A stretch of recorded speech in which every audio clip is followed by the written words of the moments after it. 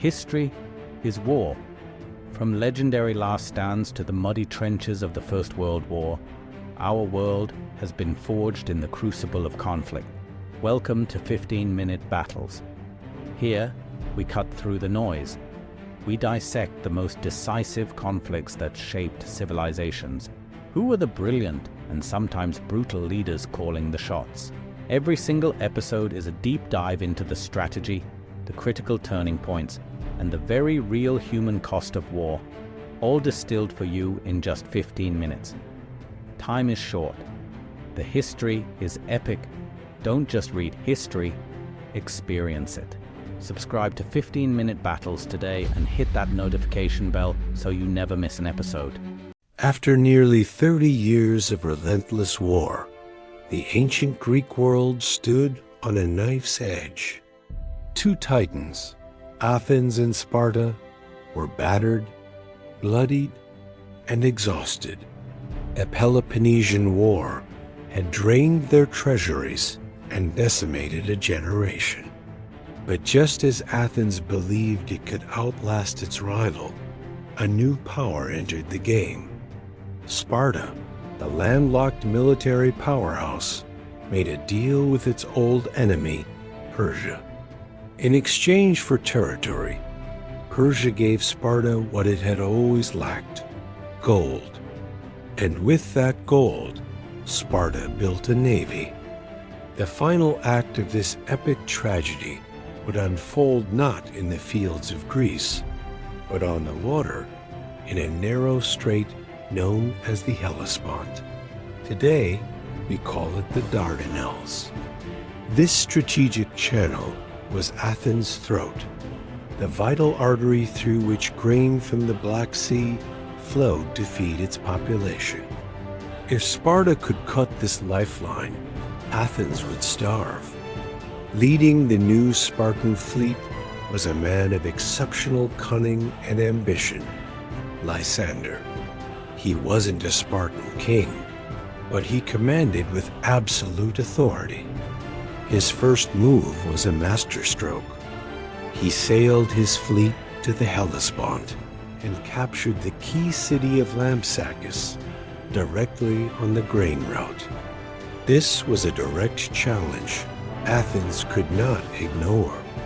The entire Athenian navy, their last great hope, sailed to confront him. But they made a fatal error. Instead of finding a secure harbor, they beached their ships on the opposite shore, at a place called Aegospotami, they goats' rivers. It was little more than an open beach, with no proper harbor and no nearby market to supply their thousands of sailors. Here, the two fleets faced each other, a mirror image of power. The Spartan fleet, financed by Persian gold, numbered around 200 ships, mostly swift, deadly triremes. They were disciplined, well supplied in their captured city, and united under the singular command of Lysander. Across the water, the Athenian fleet was roughly the same size, but their strength was an illusion. It was their very last fleet, scraped together with the final remnants of their treasury and manpower. Worse, command was divided among several generals, a committee of rivals who were suspicious and jealous of one another. Their greatest weakness, however, was their location. At Aegospotami, there was nothing. Each day, to get food and water, the Athenian crews had to abandon their ships and trek inland, leaving their priceless fleet vulnerable and lightly guarded on the exposed beach. It was a logistical nightmare, and Lysander knew it. What followed was a deadly game of cat and mouse, a psychological war orchestrated by the Spartan admiral. For 4 consecutive days, the Athenians tried to force a confrontation. Every morning, they would launch their fleet, row across the strait, and arranged themselves in battle formation in front of Lysander's harbor at Lampsacus. They were desperate for a decisive battle, hoping their superior seamanship could win the day. But Lysander refused the bait. He had given his men strict orders: stay in the harbor, stay on your ships, remain alert, and eat well. He would not fight on Athenian terms. The Spartans watched as the Athenians waited, their frustration growing with each passing hour. Then, late in the afternoon, the Athenians would give up and row back to their own miserable shore at Aegospotami. This is where Lysander's true genius came into play. As the Athenian fleet began their retreat each day, he would dispatch 2 or 3 fast scout ships to follow them. Their mission was not to fight, but to watch. They shadowed the Athenians all the way back to their beachhead. They observed as the Athenian sailors, tired and hungry, immediately disembarked and scattered across the countryside to forage for their evening meal.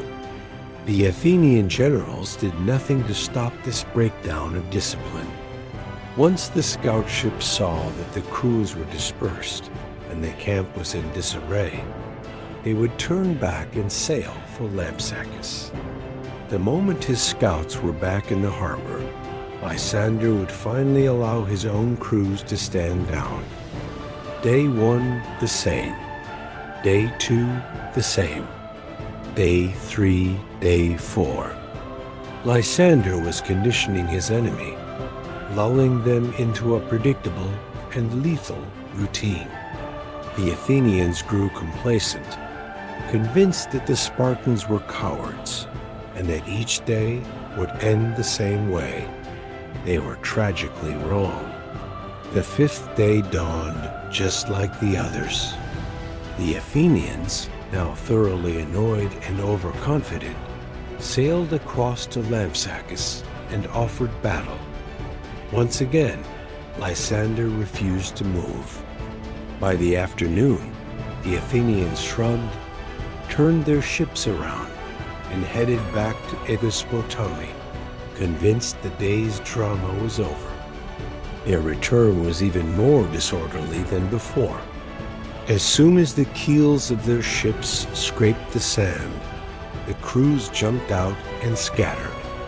There was no order, no guard, no sense of danger.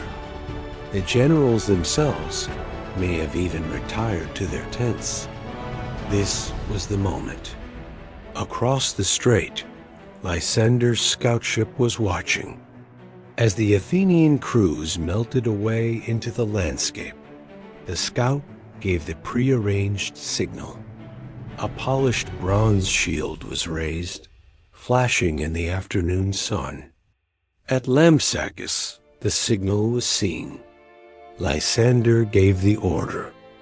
The entire Spartan fleet, which had been waiting at the ready with crews aboard, surged out of the harbor. They rowed with everything they had, their oars churning the water in perfect, deadly unison. They crossed the strait with shocking speed. They fell upon the Athenian fleet like wolves on a sleeping flock. There was no battle at Aegospotami. It was a slaughter. The Spartans slammed into a line of ships that were almost completely empty. Most of the Athenian vessels were captured without a single fight. Sailors were cut down on the beach as they scrambled back towards the chaos. Some ships had only a skeleton crew aboard, who could do nothing but surrender. The Spartans swarmed the beach, capturing men and setting fire to equipment. The entire Athenian battle plan, their command structure, and their discipline had evaporated in an instant. Out of the chaos, only a handful of Athenian ships managed to escape. One of the generals, Conon, saw the Spartans coming and managed to launch his own ship and about 8 others, desperately fleeing the carnage. But for the rest, it was over. In less than an hour, the pride of Athens was annihilated. Lysander had captured 171 Athenian triremes. He had taken nearly 4,000 Athenian sailors and soldiers prisoner, including most of the generals. The fate of the prisoners was swift and brutal. Lysander, citing Athenian war crimes, had them all executed. Athens' last army, its last navy, its last hope, was erased from existence on a lonely beach in the Hellespont. The news of the disaster reached Athens a few days later, carried by the sacred messenger ship Paralis, one of the few that escaped. When the citizens heard what had happened, a wail of grief and terror spread from the port of Piraeus up the long walls and into the city itself. They knew what this meant. It was the end. With their fleet gone, their grain supply was completely cut off. Sparta now controlled the seas. There was no way to fight and no way to eat. Starvation began to set in. The following year, a broken and starving Athens surrendered unconditionally. Lysander sailed into its harbor not as a conqueror, but as a judge. His allies demanded that Athens be destroyed, its people sold into slavery, but Sparta refused. Instead, Lysander ordered the demolition of the long walls, the very structures that had defined Athenian power and defiance for generations.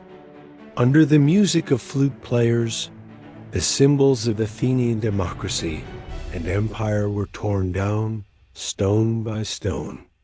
Sparta installed a brutal puppet government, the 30 Tyrants, beginning a reign of terror. The Battle of Aegospotami wasn't just a victory. It was the final decisive blow that ended the Peloponnesian War. It extinguished the golden light of Periclean Athens, shattering its democratic experiment and its cultural dominance. The world was remade. Spartan hegemony was now absolute, and the entire political map of Greece was redrawn.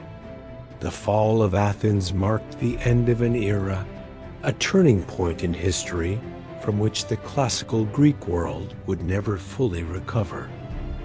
All because of a fatal routine, a flash of a shield, and a commander who knew that the most important part of a battle is choosing when not to fight.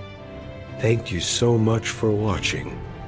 If you found this journey into ancient history fascinating, please consider liking this video and subscribing to the channel for more stories like this one.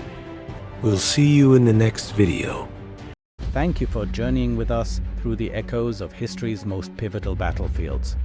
We hope this exploration into the past has been as insightful for you as it was for us to create. If you enjoyed this deep dive, please show your support by hitting that like button. It truly helps us out. Share this video with any fellow history buffs you know. And if you haven't already, subscribe to our channel, Battles Through History, for more epic tales. Don't forget to ring the notification bell so you'll be the first to know when we march into our next chapter. We love hearing from you, so drop your thoughts in the comments below. Until next time, keep the spirit of exploration alive.